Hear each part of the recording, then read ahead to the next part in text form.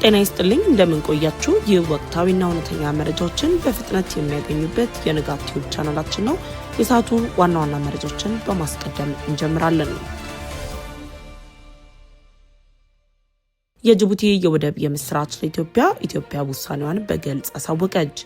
ኢትዮጵያ ከአፍሪካ ቀዳሚዎች ተርታ ተሰለፈች፣ የኃይል ሚዛኑንም ተቆጣጠረች። ታሪካዊው የኢኮኖሚ ሽግግር ወርቅ ቡናን በለጠ፣ የኢትዮጵያ ቀዳሚ የውጭ ምንዛሬ አዲስ ስልት። ኢትዮጵያ ደቡብ አፍሪካን በለጠች፣ ኢትዮጵያን ብልጫ የሰጣት ጉዳይና ትልቅ የፖሊሲ ለውጥን በኢትዮጵያ በተመለከተም መረጃን ይዘናላቸዋል። ጀነራሉ ወታደሮቹን ይዞ ከዳ፣ ከፍተኛ መከፋፈልም ተከሰተ። መረጃዎች በፍጥነት እንዲደርሳችሁ ቻናላችንን ሰብስክራይብ በማድረግ የደወል ምልክቷን ይጫኑ እያለን አሁን በዝርዝር ወደ ያዝናቸው መረጃዎች እናልፋለን። እስከ ዝግጅታችን ፍጻሜ አብራችሁን ቆዩ። የጅቡቲ የወደብ የምስራች ለኢትዮጵያ ውሳኔዋን በግልጽ አሳወቀች። የጅቡቲ መንግስት ለኢትዮጵያ ባበሰረው የ60 ዓመት የወደብ የምስራች ላይ ኢትዮጵያ ውሳኔ አሳለፈች። ወደ ቀይ ባህር ለመግባት የተለያዩ አማራጮችን እያቀረበች ያለች ኢትዮጵያ ከጅቡቲ በቀረበላት ግብዣ ላይ አቋሟን አስቀምጣለች።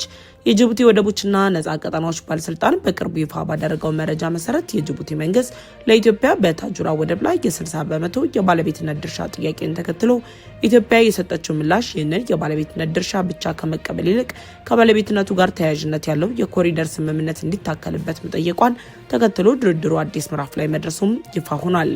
ኢትዮጵያ አሁን የምትፈልገው የንግድ ተካፋይ መሆን ብቻ ሳይሆን የሉዓላዊነት ወይም የረጅም ጊዜ የጸጥታ ዋስትና ያለው የባህር በር መሆኑን ተከትሎ የጅቡቲ ጥያቄ ኮሪደር ላይ ማተኮሩ የሚያሳየው ኢትዮጵያ በወደብ አገልግሎት ላይ ብቻ ጥገኛ መሆን እንደማትፈልግ በመግለጽ ያቀረበችው ጥያቄ መነጋገሪያ እንዲሆን አድርጎታል። ጅቡቲ በኢትዮጵያና በሶማሊላንድ ስምምነት ምክንያት የተፈጠረውን ስጋት ለመቀነስና ኢትዮጵያን በጅቡቲ መስመር ላይ ለማቆየት የምታደርገው የዲፕሎማሲ ጥረት አካል ተደርጎ የሚወሰድ ሲሆን ጅቡቲ ወደቦቿን ደህንነት አስተማማኝ መሆኑን ከባብላል መንደብ በስተደቡብ መሆናቸውና የአሜሪካ የጦር ሰፈር መኖሩን በመጥቀስ ኢትዮጵያን ለማረጋጋት እየሞከረች መሆኑም ተገልጿል። ኢትዮጵያ ከአፍሪካ ቀዳሚ ሆነች፣ የኃይል ሚዛኑን ተቆጣጠረች። ኢትዮጵያ በአውሮፓ ህብረት የታዳሽ ኃይል ድጋፍ ከአፍሪካ 10 ቀዳሚ ሀገራት ተርታ መሰለፏ ተሰምቷል። የኢትዮጵያ ቀዳሚነት ያበሰረው ባለፉት 10 ዓመታት ለአፍሪካ ሀገራት የተሰጠውን የታዳሽ ኃይል ፋይናንስ የሚዳሰሰው አዲሱ የአውሮፓና የአፍሪካ ህብረት ሪፖርት ኢትዮጵያ 2.2 ቢሊዮን ዩሮ በማግኘት ከአፍሪካ 8ኛ ደረጃ ላይ መቀመጧንም ይፋ አድርጓል። ሪፖርቱ ባጋራው መረጃ መሰረት ይህ ፋይናንስ ሀገሪቱ ለዘላቂ የልማት ግቦች በተለይም ለንጹህ ኃይል የሰጠችውን ትኩረት የሚያሳይ ከመሆኑም በላይ የአፍሪካን የኤነርጂ ማዕከል ለመሆን የምታደርገውን ጥረት የሚያጠናክር መሆኑ ነው የተገለጸው። ኢትዮጵያ ከአውሮፓ ህብረት 2.2 ቢሊዮን ዩሮ ስታገኝ ከቻይና ደግሞ በዘርፉ 0.8 ቢሊዮን ዩሮ እስከ 2023 ማግኘቷን ተከትሎ በኃይል ዘርፍ ላይ ምዕራባውያኑ ከቻይና በበለጠ ከፍተኛ ድርሻ እያበረከቱ መሆኑ ተሰምቷል። ይህም ኢትዮጵያ ከምዕራባውያን ጋር ያላትን ስትራቴጂካዊ ግንኙነት በኃይል ልማት በኩል እያጠናከረች መሆኑን የሚያሳይ ሲሆን የኢትዮጵያ መንግስት በዘርፉ 2.1 ቢሊዮን ዩሮ በመደምደም እየተንቀሳቀሰ ሲሆን ኢትዮጵያ በኃይል ማመንጨት ግድብ ግንባታ ትልቅ ውጤት እያመጣች ቢሆንም በስርጭትና በኤሌክትሪክ ተደራሽነት በኩል ግን አሁንም ዝቅተኛ ደረጃ ላይ መሆኗን ይፋ ተደርጓል። ይህም ፋይናንሱን ከማመንጨት ባለፈ ወደ ስርጭት ማዘንበል እንዳለበት ያሳየም ሆኗል። ኢትዮጵያ በታዳሽ ኃይል፣ ውሃ፣ ንፋስ፣ ፀሐይ ላይ ያላትን የተፈጥሮ ጸጋ መጠቀሟ ፋይናንስ ለማግኘት ያላትን ተመራጭነት እንደሚጨምር ሪፖርቱ መጥቀሱን ኢትዮጵያን ሪፖርተር ዘግቧል።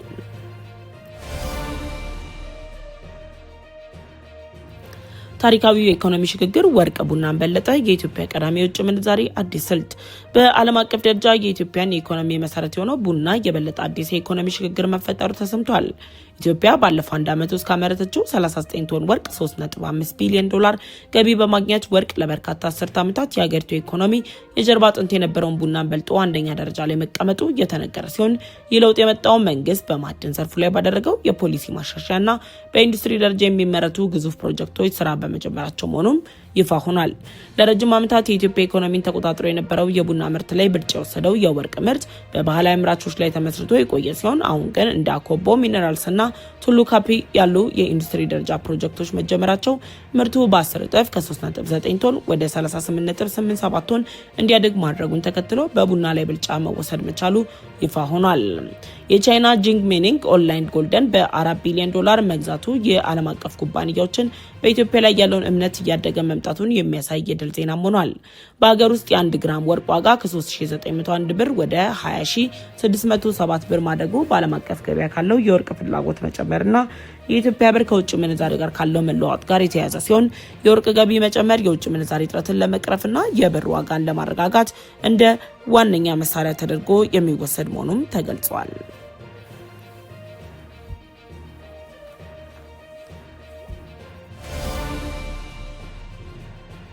አላይን አፍሪካን ሜኒንግን ጨምሮ ሌሎች ሚዲያዎችም ይህንኑ መረጃ አጋርተውታል።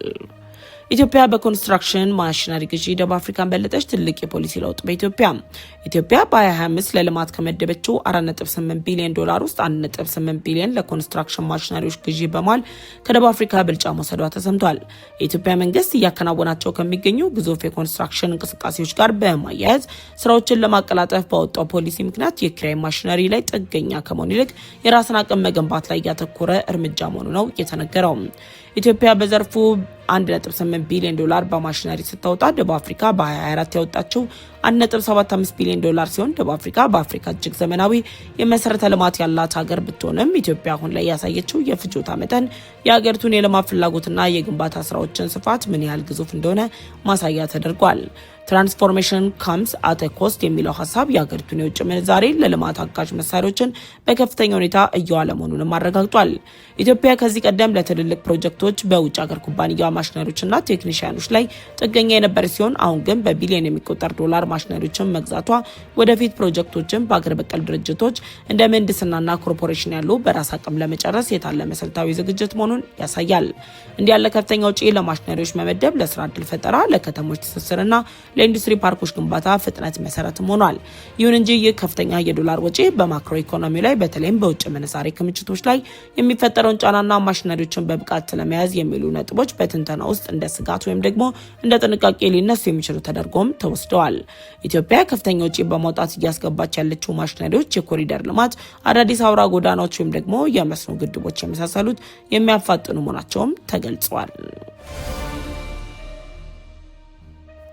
በመጨረሻም ጀነራሉ ወታደሮችን ይዞ ከዳ። ከፍተኛ መከፋፈል ተከሰተ። በሱዳን በቀጠለው የእርስ በርስ ጦርነት ላይ ከጀነራል አልቡራን ጦር ጋር እየተዋጋ የሚገኘው የሱዳን ፈጥኖ ደራሽ ኃይል ወታደሮች መካከል በተፈጠረ መከፋፈል ጀነራል ወታደሮችን ይዞ መክዳቱ ተሰምቷል። በሰሜን ዳርፉር ፈጥኖ ደራሽ ኃይሎች ከፍተኛ አዛዥ የነበሩት ሜጀር ጀነራል አልኑር አህመድ አዳም አልኑር ጉባ ከዝነት ታጣቂዎቻቸውና ከ21 በላይ የታጠቁ ተሽከርካሪዎች ጋር ወደ ሱዳን መደበኛ ጦር መክዳታቸውም ይፋ ሆኗል። በሱዳን ጦርነት ውስጥ ትልቅ ስፍራ በምትይዘው ዳርፉር አካባቢ የሱዳን ፈጥኖ ደራሽ ኃይል የበላይነትን አደጋ ላይ ሊጥል የሚችል ትልቅ ወታደራዊ ድል ለሱዳን ጦር እንደሆነ እየተነገረ ሲሆን የሱዳን ፈጥኖ ደራሽ ኃይል የሚያዳክም መሆኑም ይፋ ሆኗል። በሁለቱ ኃይሎች መካከልም ያለው ውጥረት እየጨመረ በመጣበት በዚህ ወቅት ላይ በፈጥኖ ደራሽ ኃይሉ ወታደሮች መካከል የተፈጠረው የውስጥ ሽኩቻና ዘረኝነት ለጀነራሉ መክዳት መነሻ ምክንያት ሲሆን በዚህ ምክንያት በተፈጠረም ከፍተኛ ለመግባባት በተለይም አልፋሽር ከተማ ከወደቀች በኋላ ጀነራሉ ጉባ መሾም ሲገባቸው ሌላ ሰው በመሾም ቅሬታ አድሮባቸው እንደነበረም ተገልጿል።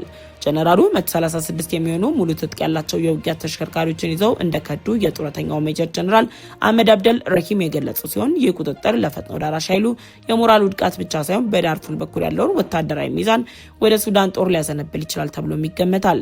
ከጀነራሉ ክደት በስተጀርባ የታዋቂው መሐመድ ጎሳ መሪ ሙሳ ሂል በጀነራል ጉባ ክደት ጀርባ ትልቅ እጅ እንዳላቸው የሚነገር ሲሆን የሚያሳየው ጦርነቱ ከወታደራዊ ግጭት ባለፈ በጎሳዎች መካከል ያለውን ትብብር እየቀየረ መሆኑ እንደሆነም ተገልጿል። በሱዳን ፈጥኖ ደራሽ ኃይል መካከል እየተፈጠረ ያለውን መከፋፈል ሱዳን ትሪቢዩን፣ ዳርፉር 24፣ ካርቱም ፖስት የመሳሰሉ ሚዲያዎችም ዘግበውታል። የዛሬ ዘገባችን ይህን ይመስል ነበር። ቪዲዮአችንን ከወደዳችሁት ላይክ ማድረጋችሁን አትርሱ።